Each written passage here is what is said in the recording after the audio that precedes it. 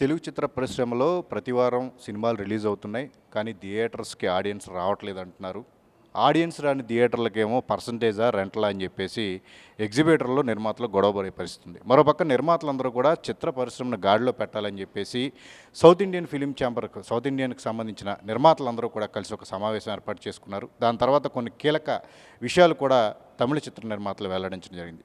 ఎగ్జాక్ట్‌గా అసలు ఇండస్ట్రీలో ఏం జరుగుతుంది? సినిమా పరిశ్రమ అయిపోయింది. ఈ సినిమా పరిశ్రమ ఇక్కడ నిలదొక్కుకోవడం కష్టం అని చెప్పి ప్రచారం జరుగుతున్న టైంలో దీన్ని గాడిన పెట్టడానికి నిర్మాతలు ఎలాంటి కార్యక్రమాలను చేపట్టబోతున్నారు? మనతో నిర్మాతల మండలి కార్యదర్శి ప్రసన్న కుమార్ గారు ఉన్నారు. సార్, ప్రసన్న గారు, గత కొన్ని రోజులుగా సినిమాల పరిస్థితి అసలు ఏం బాలేదు, చిత్ర పరిశ్రమ పరిస్థితి ఏం బాగాలేదంటున్నారు. సినిమాలు రిలీజ్ అవుతున్నాయి కానీ థియేటర్లో ఆడియన్స్ రావట్లేదు అంటున్నారు. కానీ పోస్టర్లు మాత్రం కొన్ని సినిమాలకి 40 కోట్లు 50 కోట్లు అని పడతా ఉన్నాయి. అసలు ఎగ్జాక్ట్గా ఇండస్ట్రీలో ఏం జరుగుతుంది సార్? మీటింగ్ కూడా మీరు పెట్టుకోవడం జరిగింది, ఏంటి దాని? అంటే రీసెంట్గా తమిళనాడులో అక్కడ ఎగ్జిబిటర్స్ అందరూ కూడా ఒక 8 వారాల వరకు ఓటీటీ రాకూడదు అని చెప్పి ఇది చేస్తున్నారు. అక్కడ పర్సంటేజ్ విధానం ఆల్రెడీ ఉంది. తమిళనాడు అంటే పెద్ద స్టార్స్కేమో ఒక 75%, దాని తర్వాత లేటర్లో తగ్గేటట్టు ఉంది.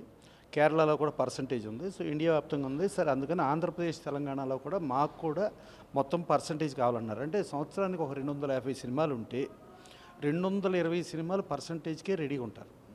ఒక 30 సినిమాలు మాత్రం వాళ్ళు ఏంటంటే ఆ భారీ బడ్జెట్లకి దానికి వచ్చి రెంటల్ సిస్టమ్లో ఉండి, ఇప్పుడు మనకి ఎగ్జిస్టింగ్ ఏంటంటే రెంట్ ఎక్కువ వస్తే రెంట్ తీసుకుంటాం, పర్సంటేజ్ ఎక్కువ వస్తే పర్సంటేజ్ తీసుకుంటాం. సపోజ్ ఫస్ట్ వీక్ రెంటల్ మీద రెంట్ చేసుకుని సెకండ్ వీక్ డ్రాప్ వచ్చిందంటే పర్సంటేజ్ తీసుకుంటాం. దీని మూలంగా ఏంటంటే ఎగ్జిబిటర్స్ ఫస్ట్ వీక్ రెంట్ తీసుకుంటాం మూలంగా మాకంత రావాల్సింది రావటం లేదు. మళ్ళీ సెకండ్ వీక్ పర్సంటేజ్ ఇచ్చేస్తున్నారు. దాని బదులు మాకు టోటల్గా పర్సంటేజ్ సిస్టమ్ ఉంటే మేము నిలదొక్కుంటానికి పనికి వస్తుంది, ప్లస్ సింగిల్ స్క్రీన్స్ వాళ్ళ నడపడానికి కూడా పనికి వస్తుంది అని చెప్పి దాని మీద మాట్లాడుకోవడం జరిగింది. ఆ మాట్లాడుకోవడం జరిగిన తర్వాత మనకు తెలుగు ఫిల్మ్ ఛాంబర్ ఆఫ్ కామర్స్లో ప్రొడ్యూసర్ సెక్టార్ మీటింగ్ జరిగింది.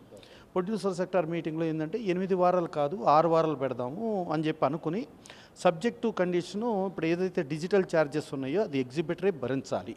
అంటే ఒకప్పుడు as it is Dolby, DTS ఇట్లా కోట్లాది రూపాయలు వెచ్చించాల్సి వచ్చిన థియేటర్ అప్గ్రేడ్కి ఎప్పుడు కూడా థియేటర్ ఓనరే చేసుకునేవాడు తప్పితే ఎప్పుడూ ఎవరి మీద ఛార్జ్ చేసేవారు కాదు. అలా ఛార్జ్ చేయకుండా ఒక పద్ధతిగా ఉండి కంటెంట్ మనం ఇస్తే ఆ కంటెంట్ని వాళ్ళు ప్లే చేయటం అనేది జరిగేది. ఇవాళ ఆ కంటెంట్ని ప్లే చేయకుండా వీళ్ళు అద్దెకి మిషనరీ తీసుకుని, అది కూడా చాలా తక్కువ, ఎక్కువ కాదు, చాలా తక్కువ తీసుకుని దానికి వాళ్ళు కూడా అద్దె కడుతూ ప్లస్ ప్రొడ్యూసర్స్, డిస్ట్రిబ్యూటర్స్తో కూడా కట్టించడం. అంటే దీంట్లో ఏంటంటే సన్సెట్ క్లాజ్ అంటాం. అంటే జనరల్గా ఒక మిషనరీని మనం సంవత్సరానికి 15% ఇన్కమ్ ట్యాక్స్లో డిప్రిసియేషన్ కింద పోద్ది. అట్టా 7 సంవత్సరాలు పోతే ఆ డిప్రిసియేషన్ కింద 0 వాల్యూలోకి వచ్చేస్తుంది. పోనీ డిప్రిసియేషన్ అనుకున్నా పోనీ 8 సంవత్సరాలు. అలాంటిది 15 ఏళ్ళు దాటి కూడా ఇప్పటికి కూడా తీసుకుంటున్నారు. ఇప్పుడు హాలీవుడ్లో ఏంటంటే ఇవాళ ఆ సన్సెట్ క్లాజ్ మూలంగా హాలీవుడ్లో 0 వాళ్ళు తీసుకోరు. బాలీవుడ్లో వచ్చేటప్పటికి వైకామ్ కన్నదో లేకపోతే యాస్ట్రాస్ ఫిలిమ్స్ వాళ్ళకి వచ్చేటప్పటికి చాలా మినిమమ్ వాళ్ళకి ఒక తెలుగు మన ఇండస్ట్రీ మన దానికి వచ్చేటప్పటికి జరుగుతుంది. గతంలో నేను ప్రభుత్వానికి కూడా రిప్రజెంట్ చేశాను. అప్పట్లో ప్రభుత్వం అంటే ఒక టైంలో ఎన్టీవీ చౌదరి గారు, నేను అప్పటి సీఎంని కలిసి దీన్ని మాట్లాడదామని అనుకుంటాం అనేది ఒకటి జరిగింది. దాని తర్వాత అప్పట్లో మినిస్టర్ల పేరు నాని, కొడాలి నాని, నేను అందరూ కూర్చుని ముందు ఫస్ట్ ఆఫ్ ఆల్ ఈ థియేటర్స్లో ఎక్విప్మెంటు గవర్నమెంటే చేస్తే ఏ సినిమా ఆడుతుంది, ఏ సినిమాకి ఎంత కలెక్షన్ వచ్చింది, ట్రాన్స్పరెన్సీ ఉంటుంది. ప్లస్ గవర్నమెంట్ పాలసీస్ కూడా థియేటర్స్లో వాళ్ళు టెలికాస్ట్ చేయడానికి కూడా ఒక పద్ధతి ఉంటుంది. సో ఇది గవర్నమెంట్ చేస్తే బాగుంటుందని అంటే వాళ్ళు డెఫినెట్గా గవర్నమెంట్ అప్పుడు ప్రవీణ్ ప్రకాష్ గారు వీళ్ళందరూ ఉండి ఒక ఇదిగొచ్చింది. ఇక దాని తర్వాత మన స్టార్ డైరెక్టర్స్, స్టార్ హీరోసు, అంటే గతంలో ఎప్పుడు కూడా ఏంటంటే ఎన్టీ రామారావు, నాగేశ్వరరావు, కృష్ణ గారు, సోహన్ బాబు గారు, కృష్ణరాజు గారు, ఎంతమంది ఇండస్ట్రీ ఉండా ఏ రోజు టికెట్ రేటు పెంచమని ప్రభుత్వానికి ఏ హీరోలు వెళ్ళటం జరగల. వాళ్ళు టికెట్ రేట్ అది 5 పైసలు ఉంటే 5 పైసలు నడిపారు, 10 ఉంటే 10, 25 పైసలు ఉంటే 25 పైసలు, 50 పైసలు ఉంటే 50 పైసలు అలా నడిపారు. ఆ రోజుల్లో కేవలం ఉమ్మడి ఆంధ్రప్రదేశ్ అంటే ఒక ఆంధ్రప్రదేశ్, ఒక తెలంగాణ మీదే వాళ్ళు స్టార్లుగా ఎదిగారు. ఆ రోజుల నుంచి పాన్ ఇండియాలో ఇవన్నీ ఉన్నాయి. అదంతా ఉండా కూడా ఏ రోజున అడగల. దాని తర్వాత ఇప్పుడు హీరోలు, డైరెక్టర్లు వెళ్ళి గవర్నమెంట్ దగ్గరికి వెళ్ళి టికెట్ రేట్ అంత పెంచండి, ఎంత పెంచండి, బడ్జెట్లు అంత అయినాయి ఇది అనగానే ఇక గవర్నమెంట్ ఏంటంటే అంతకుముందు అప్పుడు సీఎం కూడా ఒక సామాన్య ప్రేక్షకుడు సినిమా చూస్తానికి అర్హత లేదా, ఓ సామాన్య ప్రేక్షకుడిని సినిమా చూపిస్తానికి నేను చూపిస్తా అంటే ఇంత అడ్డుకుంటారా అది ఇదని ఆయన చాలా పబ్లిక్ మీటింగ్లో చాలా ఆవేశపూరితంగా మాట్లాడాడు. వీళ్ళు వెళ్ళంగానే మరి అప్పటికి ఆ సామాన్య ప్రేక్షకుడు, సినిమా చూడలేని ప్రేక్షకుడు సడన్గా రిచ్ ఎలా అయిపోయాడు, సడన్గా రిచ్గా డబ్బులు ఎందుకు పెడుతున్నాడు అనేది ఆ కాలంలో ఉన్న ఆ ఎక్స్ సీఎం గారికి తెలియాలి. సో అలా జరిగింది. సో అలా జరిగిన పరిణామాల్లో ఇప్పుడు చూస్తా అంటే ఇప్పుడు ఎగ్జిబిటర్స్ ఇవన్నీ దీని మీద ఇది చేసుకుని కేరళ నుంచి ముఖేష్ మెహతా ఆయన వచ్చాడు. తర్వాత తమిళనాడు నుంచి త్యాగరాజన్ అని ఆయనను, టి శివ, అలాగే ధనుంజయన్ ఆయన వచ్చారు. తర్వాత తమిళ్ ప్రొడ్యూసర్స్ కౌన్సిల్ నుంచి అక్కడ సెక్రటరీ కదిరేశన్ను వాళ్ళందరూ వచ్చారు. సుజాత అనే ఆవిడ మన తెలుగు సినిమాలో యాక్ట్ చేసింది, ఆవిడ అక్కడ తమిళ్ ప్రొడ్యూసర్ కౌన్సిల్ కూడా వాళ్ళందరూ వచ్చి ఒక కామన్ ప్లాట్ఫామ్ మీద south Indian film producers association అని ఒకటి పెడదామని చెప్పి ఒక మీటింగ్ జరిగింది. మీటింగ్లో అందరం కలిపి ఒక నిర్ణయం తీసుకుందాం అని అనుకోవటం జరిగింది. దాని తర్వాత రీసెంట్గా తమిళ్ ప్రొడ్యూసర్స్ కౌన్సిల్ ఏమందంటే షేరింగ్ రేషియో తీసుకుందాం స్టార్స్ కంటే. జనరల్గా హాలీవుడ్లో షేరింగ్ రేషియోనే ఉంది. సో ఆ షేరింగ్ రేషియో మనకి యాక్చువల్గా ఇండియాలో షేరింగ్ రేషియో పద్ధతి లేదు, అవుట్ రేట్గా ఉండేది. దాని తర్వాత ఆ షేరింగ్ రేషియో మాదిరిలాగా అప్పుడు పార్లమెంట్లో యాక్ట్ చేసి కాపీరైట్ యాక్ట్ అని చెప్పేసి ఒకటి తీసుకొచ్చి ఆ కపిల్ సిబాల్ని పుచ్చుకుని అప్పుడు సలీం జావేద్ ఆయన వెళ్ళి దాన్ని ఆ ఇదిలో చేయటం అది జరిగింది. బట్ మనకి ఎప్పుడు కూడా అవుట్ రేట్గా ఉండేది.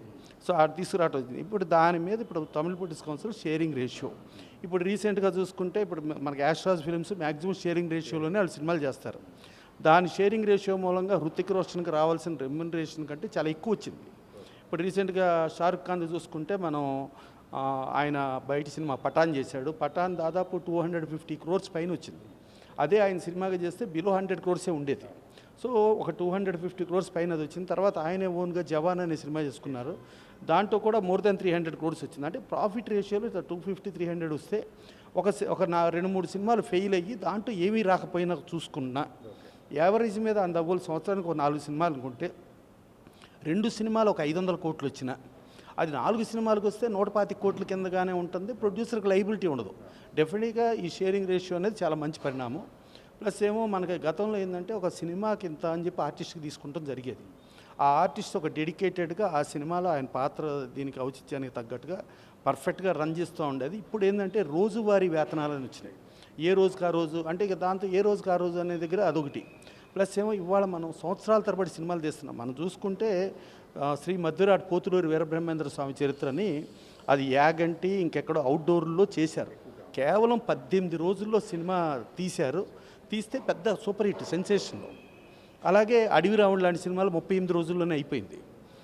అట్లాగే దానవీర సూరకర్ణ లాంటి సినిమా 42 రోజుల్లో అయిపోయింది. అట్టా ఆ రోజుల్లో ఒక స్టోరీ బోర్డు ఒక పక్కా ప్లాన్డ్గా చేసుకుంటాం అనే దాని మీద జరిగింది. ఇప్పుడు మళ్ళీ ఆ స్టోరీ బోర్డు యాంగిల్ కూడా మళ్ళీ రావాల్సిన అవసరం ఉంది. ఇవాళ ఇండస్ట్రీ ఇబ్బందుల్లో ఉన్న పరిస్థితుల్లో చూసుకుంటే ఇంకోటి ఏంటంటే తెలుగు ఇండస్ట్రీలో ఇంకో పెక్యులర్ వెరైటీ ఏంటంటే రీసెంట్గా కాంచన రిలీజ్ చేశారు. ఎక్స్ట్రాడినరీ సూపర్ హిట్ రిలీజ్లో హౌస్ఫుల్ కలెక్షన్స్. డార్లింగ్ ఒకటి చేశారు, అది రిలీజ్లో ఎక్స్ట్రాడినరీ కలెక్షన్స్. అంటే ఏంటంటే కంటెంట్ను కూడా మనం జాగ్రత్తగా చూసుకోవాల్సిన బాధ్యత ఉంది. అంటే ప్రేక్షకుడు కంటెంట్ బాగుంటే రిలీజ్ కంటెంట్ను కూడా వచ్చి ఆదరిస్తున్నాడు అని అంటే మన కంటెంట్లో మనం కరెక్షన్లు చేసుకోవాల్సిన బాధ్యత ఉంది. ప్లస్ ఏమో బడ్జెట్లు కూడా విపరీతంగా ఓవర్ బడ్జెట్లు అయిపోయి హీరోలకే లేకపోతే ఒక టాప్ మోస్ట్ టెక్నీషియన్ అంటే ఇప్పుడు కొద్ది మందికి బాగా అబ్నార్మల్ వెళ్తుంది, మిగతా వాళ్ళకి వెళ్ళదు. ఆ కొద్ది మంది వెళ్ళే వాళ్ళకి ఏంటంటే 175 కోట్లని 200 కోట్లని 250 కోట్లని. ఇప్పుడు అదే షేరింగ్ రేషియోకి తీసుకుంటే డెఫినెట్గా ఆయన 300 కాదు 500 వెళ్ళనే ఉంటాయి, నష్టమే లేదు. అంటే అప్పుడు ప్రొడ్యూసర్కి లైబిలిటీ ఉండదు, డిస్ట్రిబ్యూటర్కి లైబిలిటీ ఉండదు, ఎగ్జిబిటర్కి లైబిలిటీ ఉండదు. ప్లస్ మోర్ ఓవరు ఈ టికెట్ రేట్లు పెంచడం అనేది ఒకటి ఇండస్ట్రీకి పెద్ద శాపం. ఆడియన్ను నెంబర్ ఆఫ్ సినిమాలు అంటే ఒక 5-6 సినిమాలు లేకపోతే రిపీటెడ్గా చూసే సినిమాలోడు ఆ సినిమాలు చూడలేక ఒకటేసారితో ఒక డ్రగ్ ఎడిక్ట్ వెళ్తే చూస్తాం అనే దగ్గర అలా అయిపోతున్నాడు. అంటే ఆ ఒకటే దగ్గర వెళ్ళిపోయి అది 3,000 టికెట్టు 5,000 టికెట్టు అలా పెడతా ఉండటం మూలంగా ఎక్కువ మంది బతకటం కంటే కూడా అతి తక్కువ మంది బతకటం అనేది వచ్చింది. సో ఇవన్నీ కరెక్షన్లు చేసుకోవాలి. చేసుకుని రీసెంట్గా జరిగిన సౌత్ ఇండియా మీటింగ్లో అయితే పూర్తి స్థాయిలో అందరం మాట్లాడుకుని చేద్దాం అనుకున్నాం. డెఫినెట్గా షేరింగ్ రేషియో అనేది ఇండస్ట్రీకి 100% లాభం. ఇవాళ Tamil producer council sharing ratio అన్నారు. సో అది పర్ఫెక్ట్గా జరిగితే డెఫినెట్గా స్వాగతించాల్సిన శుభ పరిణామం. ప్లస్ వాళ్ళు ఇంకోటి ఏంటంటే 8 వారాల పాటు ఓటీటీ రాకూడదు అనేది మాత్రం వాళ్ళు అడ్డుకున్నారు. సో దాన్ని కూడా ఒకసారి టైం ఇచ్చి ఒక హీరోలు చేసిన సినిమాలు వీళ్ళు ఇచ్చేసి ఆ తర్వాత నుంచి ఒక సిస్టంలోకి తీసుకొచ్చి ఆ సిస్టమ్ ప్రకారం నడిపించుకుంటే బ్రహ్మాండంగా ఉంటుంది. సో సౌత్ ఇండియా మొత్తం కలిపి ఒక ప్లాట్ఫామ్ మీదకి వచ్చి south Indian film producers association అని చెప్పి దాని జరిగింది. నేను ఆ రోజు south Indian film chamber of commerce కింద తీసుకుందామని అన్నాను. సరే south Indian film chamber of commerce అనుకున్నా, Telugu film chamber of commerce అనుకున్నా, మళ్ళీ దీంట్లో ఎగ్జిబిటరు, డిస్ట్రిబ్యూటరు, స్టూడియో వీళ్ళందరూ ఉంటారు. సో ప్రొడ్యూసర్ పాయింట్ ఆఫ్ వ్యూలో ప్రొడ్యూసర్గానే మనం మాట్లాడుకోవాలి కాబట్టి ప్రొడ్యూసర్స్ అసోసియేషన్ అని ఫామ్ చేసుకోవడం జరిగింది. సో డెఫినెట్గా ప్రొడ్యూసర్కి ఏ రకమైన లాభం ఉంటుంది, ప్లస్ ఇండస్ట్రీకి భారం కాకుండా, అంటే కాస్ట్ ఆఫ్ ప్రొడక్షన్ తగ్గాల్సిన బాధ్యత ఉంది, number of days story board యాంగిల్లో చూడాల్సిన పని ఉంది, plus transparency of the accounts. ఇప్పుడు ఈవెన్ షేరింగ్ రేషియో అంటున్నాం, షేరింగ్ రేషియో అన్నప్పుడు ట్రాన్స్పరెన్సీ అకౌంట్ కూడా కావాలిగా. రేపు ఓ హీరో నాకు అంత చేసింది ఇంత చేసింది నాకు ఫ్రాడ్ లెక్కలు చూపించాడనే పద్ధతులు రాకూడదు కదా. సో అందుకని ట్రాన్స్పరెన్సీ ఆఫ్ అకౌంట్ ఇవన్నీ వస్తే డెఫినెట్గా ఇది ఇండస్ట్రీకి చాలా మేలైన పని. సరే అండి, ప్రొడ్యూసర్స్ మీరందరూ కూర్చుంటాం ఒకటే, బట్ ఇప్పుడున్న ఇండస్ట్రీ పరిస్థితుల్లో ప్రొడ్యూసర్స్కి సపోర్ట్గా ఎవరికి వారే స్వతహాగా రావాల్సిన అవసరం ఉందని చెప్పే ప్రచారం కూడా నడుస్తూ ఉంది. అంటే మనకి స్టార్స్ ఉన్నారు, super stars, power stars, people stars కూడా ఉన్నారు, బట్ ప్రొడ్యూసర్స్ని ఆదుకునే స్టార్స్ ఇప్పుడు అవసరం అని చెప్పేసి ప్రధానంగా అందరూ మాట్లాడుతున్నారు. మీరేమంటారు? అంటే మాకు కార్మికుల ఇష్యూ జరిగినప్పుడు, కార్మికుల ఇష్యూ అన్నప్పుడు మేము ఆ చిరంజీవి గారితో మాట్లాడతాం, బాలకృష్ణ గారితో మాట్లాడతాం, ఇవన్నీ అనుకుంటే బాలకృష్ణ గారు ఏం చెప్పాడంటే, అసలు ఫస్ట్ ఆఫ్ ఆల్ ఇండస్ట్రీకి మెయిలైన సొల్యూషన్ ఏంటంటే హీరోలు నెంబర్ ఆఫ్ సినిమాలు చేయాలి. అంటే ఒకప్పుడు కృష్ణ గారు సంవత్సరానికి 18 సినిమాలు చేసి రిలీజ్ అయ్యాయి. ఎన్టీ రామారావు 17 సినిమాలు చేశారు. సో ఒక్కోసారి ఆయన సినిమా మీద ఆయన సినిమానే పోటీ పడి 2 సూపర్ హిట్లు అయినవి కూడా ఉన్నాయి. సో ఇట్టా హీరోలు నెంబర్ ఆఫ్ సినిమాలు చేస్తే అటు కార్మికులకు ఉపాధి దొరుకుద్ది, ఆ నెంబర్ ఆఫ్ సినిమాలు చేయటం మూలంగా డిస్ట్రిబ్యూటర్కి డిస్ట్రిబ్యూషన్ దొరుకుద్ది, ఆ నెంబర్ ఆఫ్ సినిమాలు చేయటం మూలంగా ఎగ్జిబిటర్కి ఎగ్జిబిషన్ దొరుకుద్ది, ప్లస్ థియేటర్లు డైరెక్ట్ ఇండైరెక్ట్ పేస్టింగ్ బాయ్ కానించి రిప్రజెంటేటివ్ కానించి ఎంతోమంది ఈ సినిమా ఇండస్ట్రీ మీద ఆధారపడిన ఎక్కువ మందికి ఉపాధి దొరుకుద్ది, అందరూ హ్యాపీగా ఉండే ఇది ఉంటుంది. ప్లస్ లైబిలిటీ కూడా తగ్గుద్ది. ఇప్పుడు సంవత్సరానికి ఇప్పుడు ఈ స్టార్స్ అందరూ కలిపి సంవత్సరానికి ఒక్కొక్కళ్ళు 4-5 సినిమాలు చేద్దాం మినిమం. అంటే మరి పాత కృష్ణ గారి లాగా 18 అనో లేకపోతే ఎన్టీ రామారావు లాగా 17 అనో కాదు, కానీ మినిమం 4-5 సినిమాలు చేస్తే మనకు దాదాపు ఒక 10 మంది స్టార్స్ ఉన్నారనుకుంటే 10 నాళ్ళు 40 సినిమాలు వచ్చినాయి అని అనుకుంటే ఒక్కో సినిమా 3 వారాలు యావరేజ్ని థియేటర్లో వేసుకున్న 43 120. అంటే 120 అంటే ముందు కొంత ఫ్రీ, అంటే 365 డేస్లో 57 వీక్స్లో కొంత ఫ్రీ అయిపోద్దా, అందరూ ఇండస్ట్రీ పచ్చగా ఉంటారు. ఇది బాలకృష్ణ గారు ఆ రోజు చెప్పిన సొల్యూషన్. డెఫినెట్గా ఆ సొల్యూషన్ని అందరం అర్థం చేసుకుని, ఆయన ఇంకోటి ఏంటంటే టికెట్ రేట్లు పెంచడానికి ఎప్పుడు వ్యతిరేక. ఆయన ఎందుకు పెంచాలి? ఆయన ఒకసారి ఇండస్ట్రీలో కాస్ట్ ప్రొడక్షన్ జరిగి ఆ మీటింగ్కి ఆయన రమ్మనమనంటే, మీటింగ్కి నేను వచ్చానుకో, నేను మాట్లాడితే మళ్ళీ చాలామందికి వ్యతిరేకం అవుతాను. ఇప్పుడు అసలు నాన్నగారు ఆ రోజుల్లో రామారావు, కృష్ణ గారు, కృష్ణరాజు గారు, సోహన్ బాబు గారు వీళ్ళందరూ చూసుకుంటే ఏ రోజు టికెట్ రేట్లు పెంచమల్లా. వీళ్ళు కేవలం ఆంధ్రప్రదేశ్, తెలంగాణ అనే ఒక ఉమ్మడి రాష్ట్రం మీద చేసిన వాళ్ళు. ఇవాళ ఉమ్మడి రాష్ట్రం కాకుండా ఇవాళ భారతదేశం మొత్తం ఇవాళ బిజినెస్ వస్తుంది. ఇవాళ ప్రపంచం మొత్తం థియేటర్కల్ బిజినెస్ వస్తుంది, ఓటీటీ వస్తుంది, శాటిలైట్ వస్తుంది, డిజిటల్, ఇట్లా నెంబర్ ఆఫ్ ప్లాట్ఫామ్స్. మళ్ళీ వదల బొమ్మాళి అనే ఒక డైలాగు ఎన్నో లక్షల రూపాయలు వసూలు చేస్తుంది. సో ఇలాంటి సో మెనీ మార్గాలు ఇవాళ సోషల్ మీడియా ఇవన్నీ బ్రహ్మాండంగా వచ్చినాయి. ఆడియోకి దాని రైట్స్ వస్తున్నాయి. ఇంత ఉండగా మనం ఎందుకు ఈ ప్రేక్షకులను టికెట్ రేట్లను చంపుతున్నాం? ఇది తప్పు. నెక్స్ట్ ఇదివరకు ఏంటంటే మనం ఫారిన్ సాంగ్స్కి వెళ్ళేవాళ్ళం, 15 నుంచి 20 మంది యూనిట్కి వెళ్ళేవాళ్ళం, చేసుకుని వచ్చేవాళ్ళం. ఇవాళ పోనీ సీన్స్కి వెళ్ళాం, 15-20 ఓ 40 అనుకో, పోనీ 50 అనుకో, 100 మంది పైగా తీసుకుని వెళ్ళి మన కంఫర్ట్ జోన్ని ఎందుకు ప్రేక్షకుడి మీద రుద్దుతున్నాం?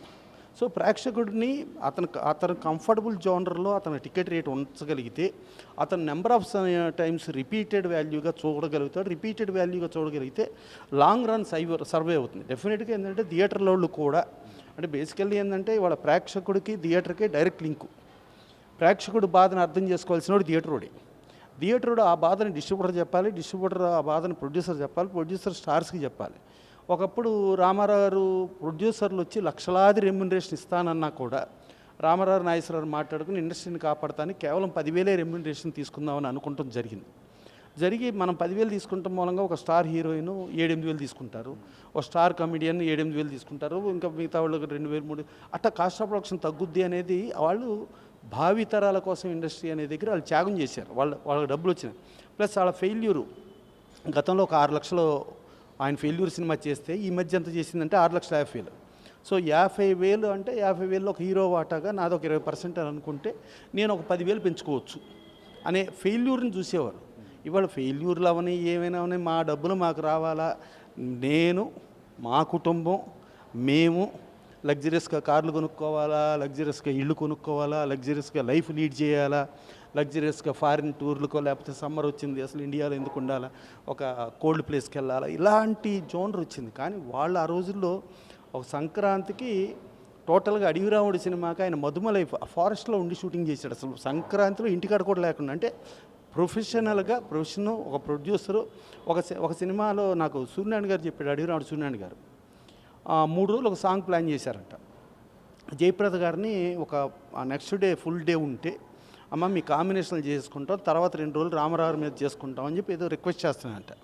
చేస్తా ఉంటే ఆవిడేమో లేదు నేను వెళ్ళిపోవాలి, అక్కడ శ్రీకాంత్ నాథ గారు అర్జెంట్గా పిలుస్తున్నాడు, నేను వెళ్ళిపోవాల్సిందే అని చెప్పి, ఇది దూరంగా ఉండి రామారావు చూసి సూర్యనారాయణ గారిని పిలిచి, ఏంటి సూర్యనారాయణ గారు ఏంటి ప్రాబ్లం అంటే, ఏం లేదు చెప్పు, ఏంటో ముందు చెప్పు అని అంటే, ఈ ప్రాబ్లం సార్ అని అంటే, ఏమంటే రాఘవేంద్రరావుని పిలిచి ఇప్పటి నుంచి సాంగ్ స్టార్ట్ అయ్యి రేపు పొద్దున్న లోపల సాంగ్ అయిపోవాలి, బ్యాలెన్స్ ఉండొద్దు. అది కూడా ఏంటంటే కొంచెం జంతువులు ఏనుగులు ఆ సెటప్, పక్షులు ఆ సెటప్, కుహు కుహు కోయిలమ్మ అనే ఆ పాట, అది ఆ రోజున రాఘవేంద్రరావుది డే సాంగ్ సార్ అంటే, డేను నైటు ఇప్పుడు ఎవరు అడిగారు సార్ ప్రేక్షకులల్లా రామారావుని కనబడుతున్నాడా, జయప్రద కనబడుతుందా, చూసామా ఇది అని ఆ సాంగ్ అతిపెద్ద హిట్ అయింది. అంటే ఒక నైట్లో ఆ సాంగ్ చేశారు. సో అలాంటి మూడ్లు ఇవాళ ఎంతమంది హీరోలు ఏమున్నారు అనేది అవి చూసుకుని కాస్ట్ ప్రొడక్షన్ అన్నింటిలోనూ బాధ్యతగా అందరూ ఉంటే, ఇవాళ బాలకృష్ణ గారి ఆలోచనలు ఏదైతే ఉన్నాయో ఆ బాలకృష్ణ గారి ఆలోచనకు తగ్గట్టు అందరూ పర్ఫెక్ట్గా నడుచుకుంటే డెఫినెట్గా ఇండస్ట్రీ పచ్చగా ఉంటుంది. ఫైనల్గా ఏంటంటే ఎక్కువ సినిమాలు రావడం వల్ల మ్యాక్సిమం సమస్యలన్నీ సాల్వ్ అయ్యే అవకాశం ఉంది ఇక్కడ కనిపిస్తోందంటారా ఎట్లా? డెఫినెట్గా అంటే మీకు ఎక్కువ సినిమాలు హీరోలు చేయటం మూలంగా ఏమవుతుందంటే కార్మికులకు ఉపాధి దొరుకుతుంది. ఇప్పుడు ఎలా ఉంటుందంటే ఒక 4 ఏళ్ళు 5 ఏళ్ళు 6 ఏళ్ళు ఒకటే సినిమా చేసాం, ఆ డైరెక్టర్ టీము, ఆ టెక్నీషియన్స్ ఆ టీము వాళ్ళే బతకటానికి ఉంటుంది. కానీ అదే సంవత్సరంలో 4 సినిమాలు చేస్తే 4 డైరెక్టర్ల టీంలు అలా నెంబర్ ఆఫ్, అప్పుడు కార్మికులు అందరికీ ఉపాధి దొరుకుద్ది. ప్లస్ డైరెక్ట్ కార్మికుడు ఏంటంటే సినిమాకి పనిచేస్తాడు, ఇండైరెక్ట్ కార్మికుడు ఏంటంటే పేస్టింగ్ బాయ్ కానించి రిప్రజెంటేటివ్ కానించి క్యాంటీన్ బాయ్ కానించి ప్రతి ఒక్కళ్ళు ఇండస్ట్రీ మీద ఆధారపడిన అన్ని కుటుంబాలు బతకటానికి ఉపయోగకరం ఏంటంటే నెంబర్ ఆఫ్ సినిమాలు చేయాలి. అలాగే ఈ ప్రాఫిట్ రేషియో, ఈ షేరింగ్ రేషియోలో చేసుకుంటే షేరింగ్ రేషియోలో సూపర్ హిట్ అయింది. ఇప్పుడు ఒక అడిగి రావడం ఉంది, ఆ రోజున ₹1 కోటి పైన వచ్చింది కదా షేరు, ₹1 కోటి పైన షేర్ వచ్చిందంటే ఆయనకి ఆ రోజుల్లో అంత లక్షలు లేవు, ఆయన ఆ రోజు లక్షలు తీసుకున్నా కూడా ఇబ్బంది లేదు. అదే ఫెయిల్యూర్ ఇంకో సినిమా వచ్చింది దాంట్లో తీసుకోకుండా ఉన్నారు అంటే ప్రొడ్యూసర్ ఇండస్ట్రీని కాపాడినట్టు ఉంది. డెఫినెట్గా ఇవాళ స్టార్స్ కానీ ప్రతి ఒక్కళ్ళు కూడా ఇండస్ట్రీలో ఉన్న ప్రతి ఒక్కళ్ళు ఆలోచించుకుని ఈ ఇండస్ట్రీని కాపాడుకుంటానికి డెఫినెట్గా ఈ దృక్పథంలో మనం ముందుకెళ్ళగలిగితే ఇండస్ట్రీ పచ్చగా ఉంటుంది. ఈ ప్రొడ్యూసర్స్ మళ్ళీ ఈ మీటింగ్ అనేది తరచుగా జరుగుతూ ఉంటుందా, వీక్లీ అట్లా మంత్లీ ఒకసారి అట్లా ప్లాన్ చేయడం జరిగింది?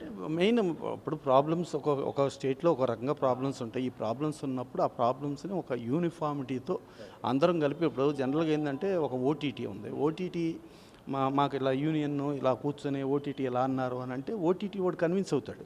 అదే ఒక ఇండివిజువల్ ప్రొడ్యూసర్ ఇలా అన్నాడంటే ఓటీటీ వాడి దగ్గర డామినేట్ చేయలేరు కదా.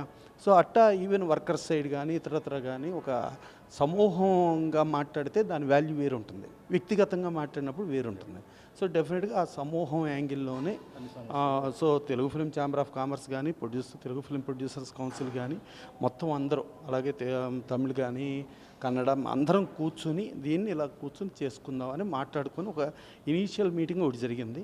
ఇంకా దాని తర్వాత తదనంతరం మళ్ళీ అప్పుడు జరుగుతున్న పరిస్థితులు బట్టి ఏం చేయాలి ఏంటనేది మళ్ళీ ఆలోచించి మీటింగ్లు జరుగుతాయి.